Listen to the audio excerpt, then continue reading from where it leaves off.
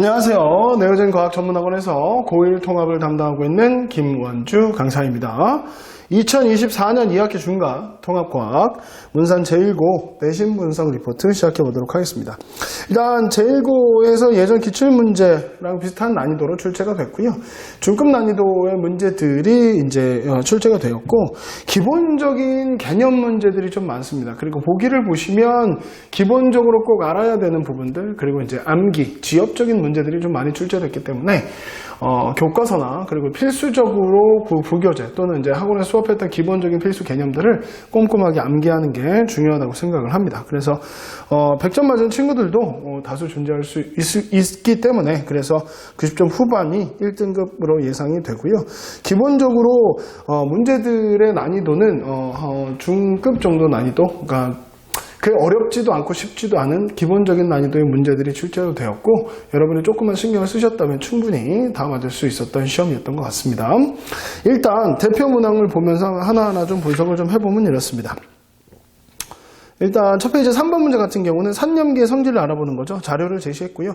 우리가 기본적으로 실험 자료 많이 나왔던 거니까 통합과학 기본 교재, 기본 내용만 했었다면 충분히 여러분들이 다 맞출 수 있었던 문제였던 것 같고, 나머지 문제들도 보면 우리가 많이 봤던, 정보책에서 많이 연습했고, 그 다음에 모의고사 변형 문제에서도 많이 연습했던 것들이니까 충분히 맞출 수 있었던 시험이었던 것 같습니다. 그 다음에 두 번째 페이지를 보시면 5번 문제 정도 되겠고요. 이 5번 문제도 여러분들이 이제 산염기의 기본적인 성질을 물어보는 거니까 충분히 이 부분은 꼼꼼하게만 암기했다면 충분히 맞출 수 있었던 것 같고요. 나머지 문제들도 제가 내 대표 문항 분석에 넣지는 않았지만, 그래도 여러분들이 중화 반응에 대한 기본적인 개념, 그리고 산염기와 중화 반응에서 어떤 물질을 얼마만큼 넣었을 때에 대한 개념들이 나와 있고, 보기에서 물어보는 거 그렇게 까다롭지 않기 때문에 반드시 여러분들이 꼼꼼하게 개념 정리하셨다면 충분히 맞출 수 있었던 문제였던 것 같아요. 그 다음에 다음 페이지로 넘어가면 이제 9번 문제, 우리가 모의고사 문제, 그리고 고의고사 모의고사 문제나 아니면 약간 고난도 심한 난이도 문제에서 많이 봤었던 문제고, 많이 오픈되어 있고, 이 비슷한 문제도 선생님들이 많이 풀어드렸습니다. 그러니까 충분히 여러분들이 그런 걸 가지고 연습하셨다면, 그 전에 이 지역에 있는 기출 문제들만 충분히 푸셨다면 충분히 여러분이 풀 수 있었던 것 같고요. 보기도 그렇게 어렵지 않았던 보기였기 때문에 충분히 자료 해석하실 수 있었던 것 같습니다. 그리고 12번 문제를 보면 금속 반응성 문제죠. 우리가 많이 봐왔던 문제고, 이 금속 반응성에서 이온수 변화 문제는 반드시 나오기 때문에 정리해두라 라고 얘기했습니다. 모의고사 변형 문제이고요. 그래서 기본적으로 금속 반응성과 이온수 변화와의 관계를 여러분들이 꼼꼼하게 따져봤다면 충분히 풀 수 있었던 문제였다라고 생각이 듭니다. 그 다음에 다음 페이지로 넘어가면 14번 문제인데, 이 대멸종 시대의 이 그래프를 세워놨습니다.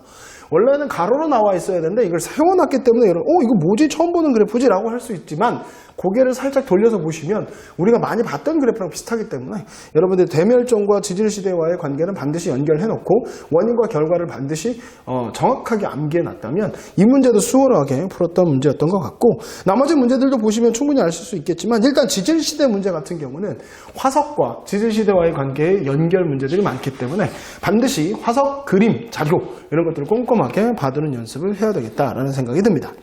그 다음 20번 문제를 보시면 항생제 내성균에 대한 문제죠. 자연선택설에서 기본적으로 많이 나오는 문제고, 문제 난이도로 봤었을 때는 그렇게 어렵진 않지만 여러분들이 실수를 유발할 수 있을 만한 문제였기 때문에 이걸 다시 한번 꼼꼼히 봐두셨다면 충분히 여러분들이 풀 수 있었을 거고요. 대표 문항 분석에 넣지는 않았지만 17번 문제도 여러분이 봤었을 때는 문제 난이도를 좀 높았을 수도 있습니다. 왜냐하면 상대적 길이가 나와 있고, 그 다음에 화석 그림을 줬고, 그 화석이 어떤 표준 화석이고 어느 시대의 화석인지도 정확하게 알아야 되기 때문에, 그러니까 이런 부분들을 꼼꼼하게 공부해야 좋은 점수를 얻을 수 있다라는 생각이 들고요. 그 다음에 마지막 페이지로 가면 24번 문제, 이 24번 문제가 종다형성 문제거든요. 그래서 선생님도 강조했지만 이 자료를 일단은 보기로 내고서 그 자료 해석 문제로 나오는데, 이거는 답안지로 고르라는 문제가 나왔어요. 그러니까 여러분들이 종다형성을 얼마나 잘 이해하고 있고 얼마나 개념적으로 접근을 잘하고 있느냐에 대한 문제를 물어보고 있으니까 이 부분은 여러분들이 꼼꼼하게 문제 푸셨다면 충분히 다 하실 수 있었을 거고요. 나머지 문제들을 보면 생물 다양성 보존 방안, 그 다음 핀치 브릿에 나왔고요. 그리고 찰스 다윈의 자연선택설이 다시 한번 또 등장합니다. 그래서 난이도 높은 문제들이 한두 문제 정도 보이고요. 나머지 문제들은 평이하게 통합과학에서 여러분들이 꼼꼼하게 내용 정리만 잘했다면 충분히 다 푸실 수 있었던 문제고, 보기도 뭐 그렇게 길지 않고 내용적인 측면에 있어도 그렇게 많이 꼬아놓지 않았기 때문에 실수를 하지 않는 게 가장 큰 거라고 생각이 들고요. 그렇다고 하더라도 다음 시험에서 이렇게 계속 평이한 문제들만 나오리란 보장이 없죠. 계속 이제 난이도 높은 문제들이 나오기 시작하고 있고, 그 다음에 문산 제1고에서도 그 난이도 높은 문제들 한두 문제씩 보이기 시작했기 때문에 이제는 이런 문제들을 적응하기 위해서 조금 더 난이도 높고 심화적인 문제들도 꼼꼼하게 다시 봐야 되고, 당연히 교과서 기본 내용이나 기본적으로 암기해야 될 부분들은 명확하게 여러분들이 정리를 해두셔야 좋은 점수 얻을 수 있겠다라는 생각이 듭니다. 2024년 2학기 중간 통합과학 문산 제1고 내신 분석 리포트 여기서 마치도록 하겠습니다. 감사합니다.